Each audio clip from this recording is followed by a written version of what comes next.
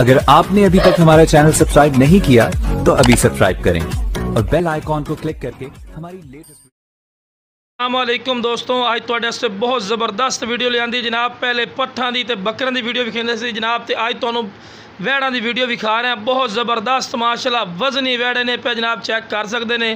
और पहले नंबर पर माशाल्लाह आ गए ने, इहदा वज़न जिहड़ा पिया कन्फर्म गल कर रहे हैं जी 14 तो 15 मन। तो लो जनाब दूसरा जिहड़ा वैड़ा आ गया जनाब, बहुत ज़बरदस्त आला क्वालिटी और खूबसूरती की इंतहाई ने जनाब। यदा जिंदा वज़न जो तुहानूं दस दे भी है 7 तो 7.5 मन का वज़न ही नहीं पिया, क्योंकि जो गल करांगे इंशाल्लाह कन्फर्म करांगे। तो तुसीं खुद भी आके साडे फार्म तो विजिट करके भी ले जा सकते हो। तो लो जनाब यह बच्चा वेख रहे हैं, यदा वज़न जनाब कन्फर्म 9 तो 10 मन, 9 मन कन्फर्म ही ने वीरा। तुसीं खुद आओ, साडी लोकेशन लुडन शहर जिला ब्याड़ी, लुडन मेन अड्डे ते UBL बैंक ते PSO पंप के बिल्कुल सामने। और माशाल्लाह तंदुरुस्ती ने और बेहतरीन माशाल्लाह क्वालिटी वाले बच्चे ने, और घर दे पाले, कोई फीड वगैरह दे नहीं पाले जनाब, घर दे पाले सर सब्ज खिला के माशाल्लाह। इस भाई ने चाहिए जनाब, स्क्रीन ते नंबर चलता पे, इस ते राब्ता कर ला।